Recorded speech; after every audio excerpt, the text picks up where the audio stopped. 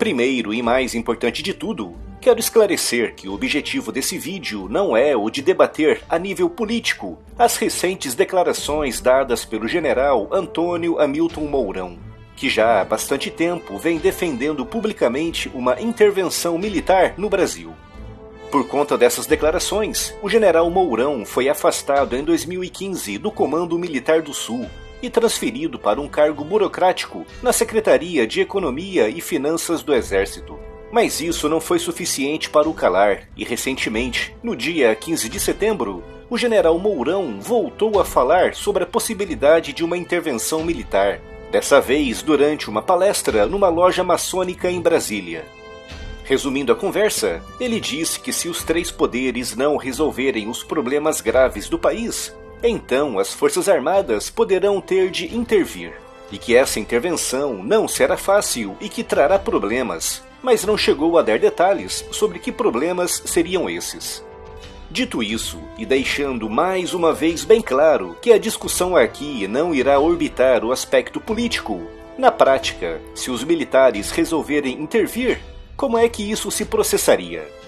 Como devem imaginar, uma intervenção militar, seja no Brasil ou em qualquer outro país, não é algo fácil ou indolor. É preciso haver um grande entendimento entre os comandantes militares para evitar o surgimento de facções contra e a favor da intervenção. Se isso não for feito, há o sério risco de ter início uma guerra civil, já que por motivos óbvios, o governo civil não tem interesse em abandonar a sua posição de liderança. Uma guerra civil é, obviamente, um dos efeitos colaterais mais temíveis de uma intervenção militar. Por isso, é importante que uma iniciativa desse tipo parta o mais de cima possível na hierarquia das Forças Armadas, e não a partir de comandantes de unidades dispersas pelo território nacional. É importante frisar aqui que é difícil prever como ocorreria uma intervenção militar hoje no Brasil, tendo apenas por base a experiência de 1964. Já que naquela época, amplos setores da sociedade pediam abertamente a queda do presidente João Goulart. Praticamente todos os grandes jornais brasileiros defendiam a deposição do presidente, como por exemplo o Jornal do Brasil e principalmente o jornal O Globo.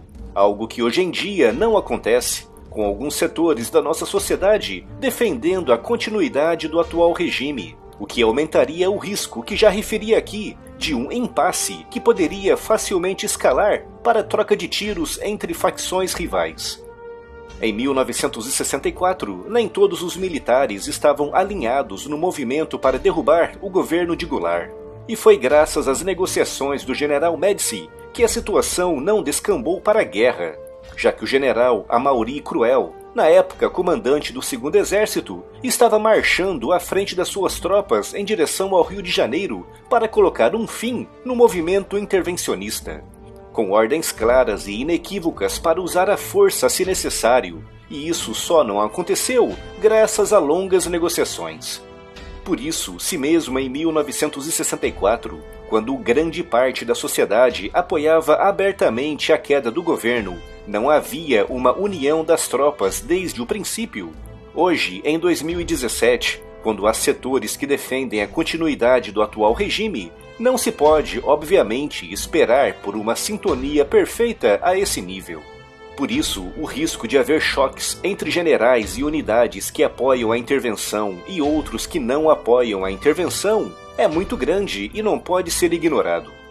Ok, mas e se houver de fato esse entendimento e as Forças Armadas avançarem em conjunto, o que elas farão num primeiro momento? Tendo por base o que aconteceu em 1964, muito provavelmente o Exército irá assumir posições de combate nas principais capitais e cidades brasileiras, e principalmente em Brasília, a sede do governo central. Os principais locais serão os centros das cidades, as rodoviárias, os aeroportos, as prefeituras, os fóruns e as universidades. Partindo do princípio de que todos os comandantes estão de acordo, essa fase poderá decorrer sem grandes incidentes, mas se houver algum desacordo, os conflitos poderão começar logo nessa etapa inicial. Nessa fase, os militares tentarão negociar a saída do presidente do seu cargo, algo que pode ser fácil se houver de fato uma união entre os comandantes, ou muito difícil se houver comandantes apoiando a permanência do presidente no governo. Como é óbvio, o presidente dará ordens para que o exército ataque e sufoque a intervenção, e a resposta que o exército dará a essa ordem irá ditar o que acontecerá nas horas e dias seguintes. No extremo, o presidente pode ser deposto à força e preso, ou pode fugir para algum estado cujo governador ainda tenha o controle completo das suas tropas.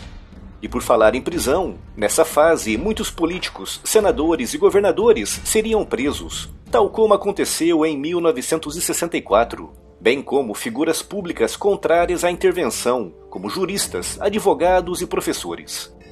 Para permitir essas prisões, os militares terão que impor uma espécie de lei marcial, revogando uma série de direitos civis, como por exemplo o habeas corpus.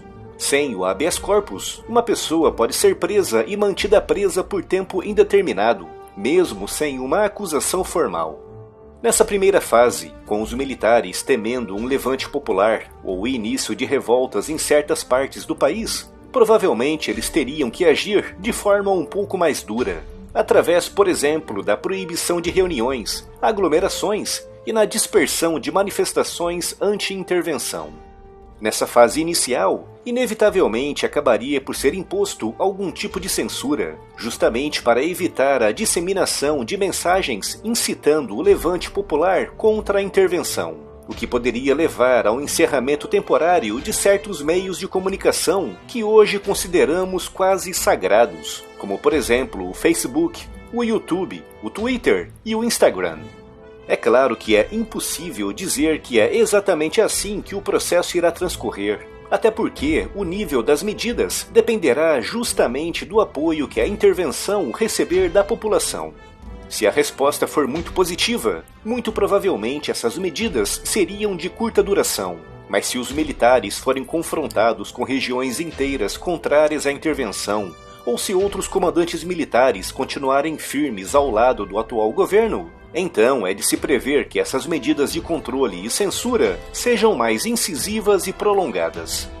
Não podemos nos esquecer que existem ainda regiões no país que defendem e apoiam abertamente o atual e o anterior governo, e os militares, para evitar que essas partes do país afetem regiões mais calmas e, por assim dizer, mais obedientes, podem, de fato, impor medidas de censura como as que referi aqui. Mas é aquela coisa, tudo vai depender. Não há um manual que diz como um militar deve proceder diante de uma intervenção militar. A coisa pode correr muito bem, o governo é deposto e em poucas semanas a vida começa a voltar à normalidade. Ou pode arrebentar mesmo uma guerra civil, principalmente tendo em vista a atual realidade brasileira bastante polarizada. É preciso entender que uma intervenção militar é um ato ilegal e que vai contra a Constituição, ou seja, os militares que participam de algo assim sabem que se a intervenção não der certo, eles serão exonerados e presos.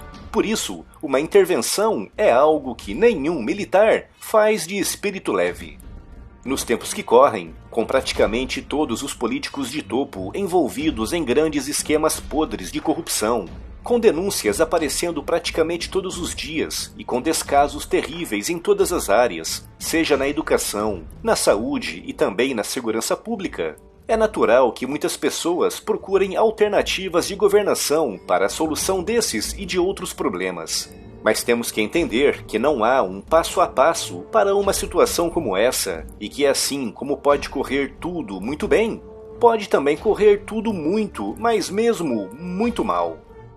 É importante lembrar, mais uma vez, que a sociedade de hoje não é a mesma de 1964, com o Brasil de hoje muito mais polarizado e dividido. Por isso, é muito pouco provável que aquilo que aconteceu em 1964 volte a acontecer hoje em 2017. Não digo com relação a uma intervenção militar, que é algo que pode acontecer em qualquer lugar, mas sim com relação à forma como as coisas aconteceram em 1964, com a situação ficando controlada em pouco tempo e sem rixas internas entre os comandantes militares. Como o próprio general Mourão referiu na sua palestra no Templo Maçônico de Brasília, se a intervenção acontecer, ela não será fácil e haverá problemas. Como vocês repararam, o vídeo não se focou nos aspectos políticos de uma suposta intervenção militar, mas sim nos aspectos mais práticos. Por isso, se quiserem debater os aspectos políticos que um evento desse tipo teria sobre o nosso país, por favor, procurem canais no YouTube mais dedicados à política. E vamos orientar os comentários aqui ao propósito real do vídeo, que é a discussão de questões de ordem mais prática. E já sabem, tanto nos comentários como na vida, boa educação e bom senso sempre.